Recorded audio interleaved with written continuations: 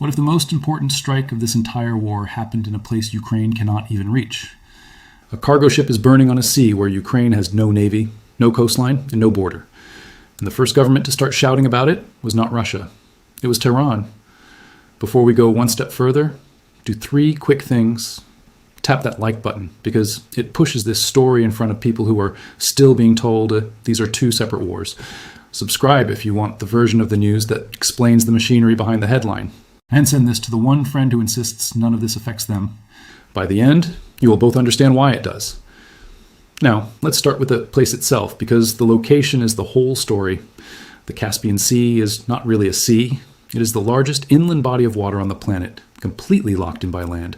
5 countries touch it: Russia, Iran, Kazakhstan, Turkmenistan, and Azerbaijan. Ukraine is not one of them. The closest Ukrainian soldier is more than 600 miles away, with an entire stretch of southern Russia sitting in between. And yet, in the early hours of a weekend morning, something Ukrainian crossed all of that distance. It found a specific ship on a specific patch of water on a specific night. Then it hit. Fire lit up the water in a place that had never seen a Ukrainian weapon before. Not once in almost 4 years of war. The reaction came fast. Iran's foreign ministry summoned Ukraine's top diplomat in Tehran and delivered a formal protest. Iranian officials called the strike hostile and criminal. They said it could not go unanswered. 1 sailor was reported dead. Several more were hurt. And suddenly a country fighting for its life on its own soil was being accused of aggression thousands of miles away. Here is the question that stopped analysts cold. Ukraine does not have unlimited long-range weapons. Every single one of them is expensive, hand-built, and desperately needed. So why would Kiev take one of its most valuable strike drones and send it 1,000 kilometers past the front line, over hostile territory, to hit a boat on a lake? The answer is not complicated once you see it. But it forces you to throw away a mental map that most people have been carrying for years. The idea that there's a war in Ukraine, and separately, a conflict involving Iran, Israel, and the United States. 2 different stories, 2 different regions, 2 different news segments. That map is out of date, and the burning ship in the Caspian is the proof. Now pay attention to something small because it tells you a lot. When a government believes it has been genuinely wronged, it usually does 2 things at once. It complains loudly and it shows the evidence. Iran did the first part perfectly. It took the case to the United Nations Security Council. It gave interviews. It framed itself as the victim of an attack on innocent commercial shipping. But it never did the second part. Not once did Iranian officials clearly answer the only question that mattered. What was actually on that ship? What was it carrying between Iranian and Russian ports? And why, according to Ukrainian intelligence, did its tracking transponder keep going dark every single time it came near certain harbors? Silence on the cargo, volume on the outrage. That gap is where this entire story lives. So let's walk through it properly. How Iran and Russia ended up in bed together in the first place. How Ukraine found one hidden ship in a sea it cannot sail. How Ukraine built a weapon that was quite literally invented as a reply to Iran's own drones. And what it means that this weapon has now closed the circle. Go back to 2022. The full-scale invasion has begun, and within months Russia hits a problem it did not expect. It is burning through cruise missiles faster than it can build them. Each one costs a fortune. Each one takes weeks or months to produce, and Ukraine's air defenses are knocking down more of them than Moscow planned for. What Russia needed was volume. Something cheap, simple, and disposable. Something you could launch 50 of in one night, knowing most would be shot down, because the ones that got through would still hurt. Russia's defense industry was not built for that. It was built for prestige weapons, not swarms. Iran's industry was built for exactly that. For years, under heavy sanctions and with limited access to advanced components, Iranian engineers had specialized in doing more with less. The result was a family of one-way attack drones, the Shahed series, with the Shahed 136 as the star. A small propeller aircraft with a warhead in the nose, no pilot, no return trip, and a price tag a fraction of a missile. Iran had designed them for its own regional fights and for allied armed groups across the Middle East. Slow, loud, unsophisticated. But when you launch them in packs, they force a defender to spend expensive interceptors on cheap targets. That is the whole trick. It is not about the drone, it is about the maths. Russia bought in. First deliveries, then technology transfer, then production inside Russia itself under a Russian name in factories built for the job. Western governments have documented and sanctioned this pipeline repeatedly. Ukrainian intelligence has tracked it. Investigators have pulled Iranian-designed parts out of wreckage in Ukrainian cities again and again, and the people who paid for it were civilians. Ask anyone in Kiev, Odessa, or Kharkiv what a Shahed sounds like at 2 in the morning. They will tell you about the buzzing. A low, ugly engine noise that circles overhead while you sit in a hallway with your children, waiting to find out whether it is coming for your building or the next one. Power stations knocked out in winter, apartment blocks torn open. Years of it. Now here is the part people forget. Russia and Iran were never natural friends. For most of the last century, they watched each other with suspicion, competing for influence in the Caucasus and Central Asia, with very different relationships to the rest of the world. Their cooperation was usually narrow and transactional. An arms deal here, an energy contract there. Nothing that looked like a real alliance. What changed was need. Sanctions cut Russia off from suppliers and components. Its missile stockpiles thinned. Meanwhile, Iran was economically strangled, isolated and hungry for cash, technology, and a powerful friend with a seat on the Security Council. One side had the demand, the other had the product. Neither cared what anyone else thought. That is how convenience turned into partnership. And partnerships need logistics, which brings us to the most overlooked fact in this entire story. Iran and Russia do not share a land border. Look at a map. Between them sit Azerbaijan, Armenia, Georgia, Kazakhstan, Turkmenistan, and a lot of mountains. Moving heavy military cargo overland means crossing third countries, dealing with customs, and leaving a paper trail that Western intelligence agencies love to follow. But there is a shortcut, a body of water sitting right between them. Load a ship at an Iranian port on the Caspian coast, sail north for a day or two, unload at a Russian port near Astrakhan or in Dagestan. From there, road and rail carry the cargo onward to depots, factories, and launch sites, some only a few hundred kilometers from Ukraine. No third country customs, no foreign inspectors, no satellites tracking convoys across mountain passes. Just water, controlled almost entirely by the two countries using it. Analysts have half-joked for years that the Caspian is one of the few places Russia can treat like a private pond. That was not arrogance. It was a fair reading of the map. And that assumption is exactly what died in a single night. Quick pause, and this one matters. If you are still watching this far in, you are already the kind of person who wants the full picture instead of a 30-second clip. So do me a favor and drop the word Caspian in the comments. It genuinely helps this video reach more people, and I read them. Now let's get to what Ukraine actually did. According to a public statement from President Volodymyr Zelensky, Ukrainian forces carried out long-range strikes in the Caspian Sea against vessels involved in military cargo shipments connected to Iran, along with a Russian warship. This was not framed as an accident or a stray drone. It was announced as a deliberate operation. Ukraine's security service filled in more detail. The targets reportedly included an offshore oil platform, at least 2 cargo vessels, and a small Russian missile boat used for patrol and escort work. In other words, this was not one lucky hit on one ship. It was several targets in one night in the same body of water. Think about what that requires. You need to know which ships matter and which do not. You need to know roughly where they will be, hours in advance. You need weapons with the range to cross an entire country and keep flying over open water. And you need enough confidence in all of it to publicly claim the operation afterwards, knowing the diplomatic storm that will follow. Iran told a very different story. Tehran said the vessel that sank was a commercial ship with an Iranian crew carrying a cargo of iron. Ordinary trade, nothing military. 1 crew member killed, several injured. Iran's foreign ministry called it a hostile and criminal act, protested through official channels, and summoned Ukraine's top diplomat to hear the complaint in person. Iran's foreign minister went further in public. He said the attack could not go unanswered and described it as a violation of the United Nations Charter. He also suggested that Israel had provoked the incident to pull Europe deeper into the wider Middle East conflict. That last claim has not been backed up by any independent evidence, and it is worth treating it as an accusation rather than a fact. Ukraine did not blink. Its acting foreign minister publicly called Iran's threats groundless and unjustified, and said plainly that Tehran is a direct accomplice in Russian aggression. Zelensky pushed even harder, accusing Russia of handing Iran satellite reconnaissance imagery, including surveillance of Gulf states and American military facilities, and alleging that Iran used it for targeting in its own separate confrontation. So now you have 2 governments calling each other liars about the same burning ship. Iran says innocent cargo. Ukraine says weapons pipeline. Both cannot be right. And the honest position is that the specific contents of that specific ship on that specific voyage have not been independently verified by anyone outside the 2 governments. But here's the thing. Ukraine did not just make an accusation and walk away. It had been building a case in public for a long time.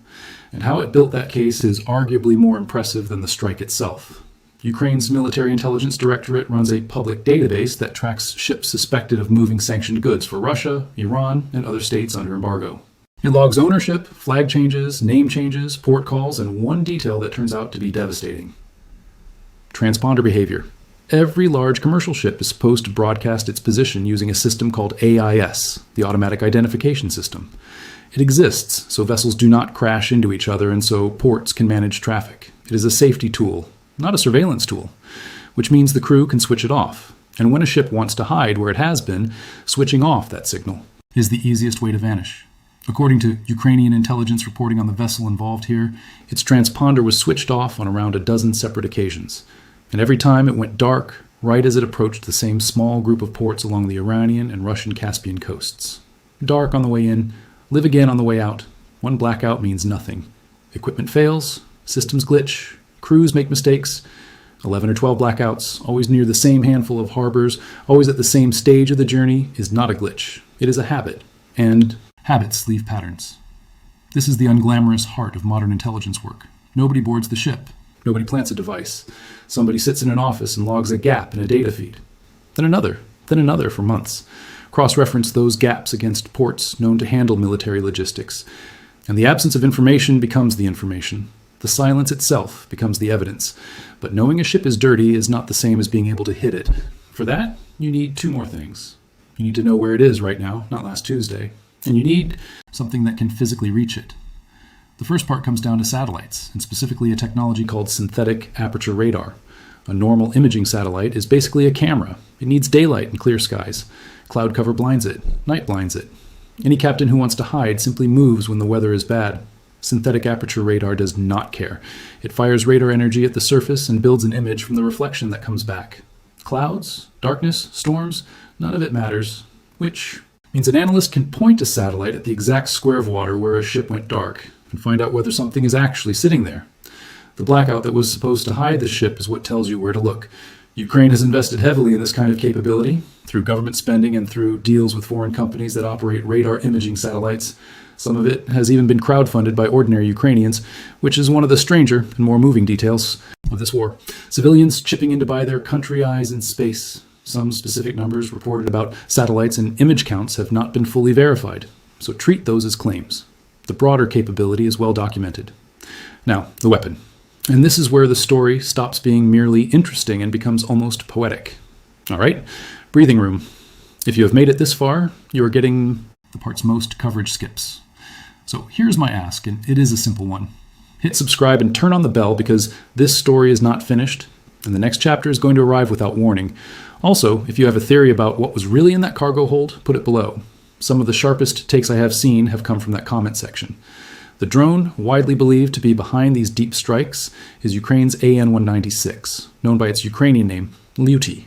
The word means fierce or furious. It is a long-range one-way attack drone. Developed by Ukraine's state defense conglomerate alongside the Antonov Design Bureau, one of the country's most respected aerospace names. Design work started in October 2022. Read that date again. That is the same period when Iranian-designed Shaheds were arriving over Ukrainian cities in serious numbers. Ukrainian engineers looked at the weapon that was terrorizing their people every night, understood exactly why it worked, and decided to build their own version pointed in the opposite direction. The family resemblance is obvious. A piston engine driving a pusher propeller, simple construction. Cheap enough to lose, no pilot, no landing, no coming home. The philosophy is identical because the maths behind it is identical. Make the attack cheaper than the defense, and you win on the balance sheet even when you lose most of the drones. But the Liutyi is not a copy. Its guidance is more advanced, combining inertial navigation with satellite correction, and, according to the manufacturer, some level of automated target recognition. It carries a warhead reported in the range of 50 to 75 kilograms, enough to gut a fuel tank, wreck a refinery unit, or set a cargo hold on fire. Its range has grown remarkably. Early versions were reported around 1,000 kilometers. Later strikes, confirmed by damage deep inside Russia, have covered distances well past that, with some reporting, citing hits beyond 1,700 kilometers. The manufacturer has claimed a ceiling as high as 2,000. The top figure should be treated as a claim, not a confirmed fact. But the confirmed floor is already extraordinary. There is one design detail I love because it tells you everything about the mindset behind this weapon.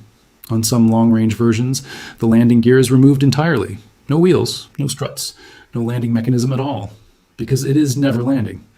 Every gram saved by deleting the ability to come home becomes fuel or explosive. That is not cruelty. That is arithmetic pushed to its logical end. These drones are reportedly operated by Ukraine's 14th Regiment of Unmanned Aerial Systems, a unit that has become central to the deep strike campaign against Russian refineries, fuel depots, airfields, and helicopter bases. Independent tracking of that campaign credits Ukrainian long-range drones with damaging a meaningful slice of Russia's oil refining capacity, contributing to fuel shortages and rationing reported inside Russia itself. Now, hold both halves of that in your head at once. Iran supplies Russia with a cheap disposable drone. Ukraine, being hammered by it, builds its own cheap disposable drone in response. And that drone eventually flies out over the Caspian Sea and sets fire to a ship that Ukraine says was carrying Iranian military cargo to Russia. The weapon Iran helped introduce into this war became the model for the weapon now cutting Iran's own supply route. That is not irony for the sake of a good line. It is a lesson about what happens when you export a method of warfare. You do not get to control who learns from it. But there is still a practical question hanging here. How does a slow propeller drone cross the width of southern Russia without being shot down? The answer is that air defense is not a wall. It is a budget. Russia's network is large, but it is not infinite, and every battery placed in one location is a battery not placed somewhere else. Priority goes to Moscow, to major cities, to critical infrastructure, and to the front lines. What is left over covers everything else, and everything else is enormous. That leaves seams, stretches of low-priority airspace over southern Russia, where coverage is thin and radar horizons are wide. Ukrainian planners have reportedly exploited these gaps repeatedly, plotting long, looping routes that avoid the dense zones and fly through the quiet ones. You do not need to defeat a national air defense system. You need to find the one door nobody bothered to lock. Now zoom out, because this ship belongs to a much bigger global phenomenon. It is called the Shadow Fleet, and it is not unique to Iran or Russia. Over the last several years, sanctioned states have built an entire parallel maritime world. Aging tankers and freighters with ownership hidden behind shell companies in multiple countries. Flags of convenience that change every few months. Insurance arrangements nobody can trace. Ship-to-ship transfers on open water, so cargo can switch hulls and lose its history. Russia uses it to keep selling oil past price caps. Iran has used similar tricks for years. What Ukraine appears to have done is take the tools built by Western sanctions, enforcement, the ownership tracing, the transponder analysis, the pattern mapping, and repurpose them. Those tools were designed to produce paperwork, fines, asset freezes, blacklists. Ukraine turned them into a targeting file. Sit with that difference for a second. For years, being caught in the Shadow Fleet meant a bureaucratic penalty and a stern press release. In the Caspian, it meant a warhead. That is a genuinely new development in how sanctions and warfare intersect, and every operator running dark cargo anywhere in the world just had a very uncomfortable morning. The timing also matters enormously for Iran, because this landed at the worst possible moment.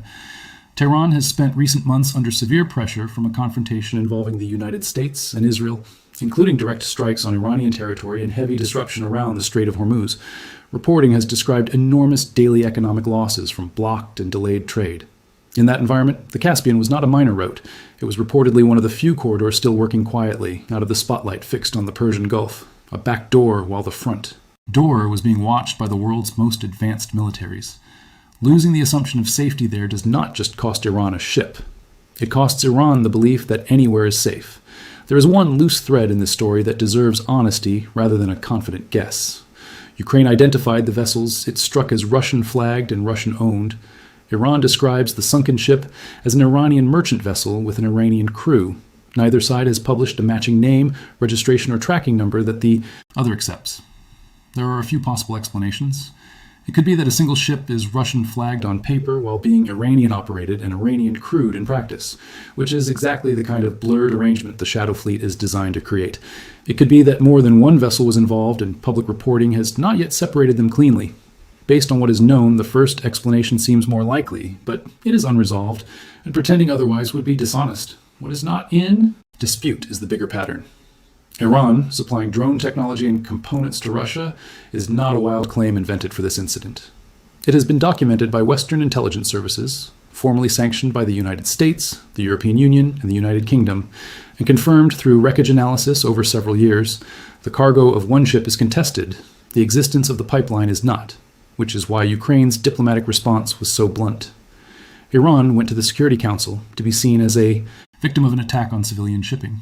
Ukraine's answer, in effect, was that you cannot arm the nightly bombardment of another country's apartment blocks and then demand sympathy when one of your ships burns. Whether that argument persuades anyone depends entirely on what was in the hold, but it lands hard because the wider record supports it. Now widen the lens all the way, because this strike did not happen in a calm world. It happened inside one of the most volatile stretches the region has seen in years. Iran has been in open confrontation with the United States and Israel, with American strikes reported on a near-nightly basis for a period of roughly 2 weeks. According to reporting from Axios, the senior American commander for the region advised Washington that the campaign around the Strait of Hormuz had reached the point of diminishing returns, since most of the original target list had already been hit. That advice reportedly fed into a decision to pause, while keeping the option to resume if negotiations stall. At the same time, diplomatic talks involving Oman have reportedly been underway, aimed at restoring safe passage through Hormuz. And separately, according to reporting from the Wall Street Journal, Bahrain and Kuwait quietly sent fighter jets into Iranian airspace to strike drone and missile storage sites, with the United Arab Emirates providing intelligence and air cover. Kuwait's ambassador to the United States has publicly denied his country took part, so that claim remains disputed and should be treated as reported. Put it all together, and the shape becomes clear. Iran is absorbing pressure from the United States, and Israel in the south. It is facing unexpected pushback from Gulf neighbors it likely assumed would stay quiet, and now it has lost the assumption of safety on its northern logistics route as well. 3 different directions, 3 different sets of adversaries, all closing in during the same short window. Last thing before we land this, if this breakdown has changed how you see the map, the single most useful thing you can do is share it. Not for me, for the person who still thinks Ukraine and the Middle East are 2 unrelated news stories. One link, one conversation, that is how understanding actually spreads. For Ukraine, the message goes far beyond one burning hull. It tells Moscow that the deep strike program is no longer limited to targets inside Russia. It tells every country quietly trading with Russia's war machine that distance is not the protection it used to be. And it tells Tehran that supplying a war has consequences that can arrive by air, without warning, in a place you thought nobody could reach. There's also a lesson here about how modern wars are actually decided, and it is not the one most people expect. The drone was the last 5%. The first 95% was analysts logging blank spaces in a data feed. Lawyers and investigators mapping shell companies, satellite operators pointing sensors at empty water, engineers redesigning a wing after failure, nobody filmed. None of that makes a thumbnail. All of it made this strike possible. Precision is not really about the weapon anymore. It is about the patience behind it. So where does this go next? Honestly, nobody knows, and anyone who tells you otherwise is guessing with confidence. Iran has said the attack cannot go unanswered, but has not said what that answer looks like. It could be more diplomacy. It could be pressure applied through Russia. It could be something else entirely. Until Tehran acts, everything else is speculation. Ukraine has shown no sign of stepping back. It has publicly argued that ships carrying weapons, cargo between Iran and Russia, are legitimate military targets, and it has now proved it can hit them. Based on the pattern so far, it would be reasonable to expect continued watching of that corridor. That is analysis, not prophecy. And the wider confrontation between Iran, Israel, and the United States remains unresolved. A pause in strikes is not peace. Talks are not an agreement. The pressure has been turned down, not switched off. But here is what is no longer in doubt. The old mental map is finished. Iranian drone technology traveling north into Russian launch sites. Russian reconnaissance data allegedly traveling south to support Iranian targeting. Ukrainian drones now flying east into a sea that touches both countries at once. These are not 3 separate storylines sharing a news cycle by accident. They are 3 fronts of one connected conflict that stretches from the Black Sea, across the Caucasus, and into the Gulf. Think back to where we started. In 2022, the entire conversation about Ukraine was defensive. Could Kyiv hold? Would the tanks arrive in time? Would the lights stay on through winter? Nobody was discussing Ukrainian drones reaching 1,000 kilometers past the front line to sink a ship on a sea bordered by 4 other nations.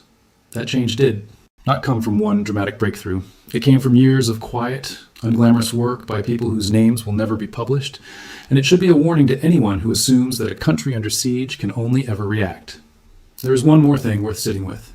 Notice how both sides chose to fight this particular battle, not with missiles going back and forth, but with narratives. Iran wants the world to see a merchant sailor who died carrying iron. Ukraine wants the world to see a hidden weapons route finally severed. And the uncomfortable truth is that both pictures can be real at the same time. A man died. A pipeline was exposed. Modern war does not offer clean stories, only competing ones. So here is what we actually know. A ship went dark again and again, always in the same waters. A drone built as an answer to Iran's own weapon flew farther than most people believed possible. A sea that felt like a private lake stopped being one. And 2 governments, are now locked in a standoff that began with fire on water and shows no sign of cooling. Remember the name of that sea. A month ago, most people could not have found the Caspian on a map. Today it is the seam where two wars quietly stitched themselves together, and seams like that do not hold for long.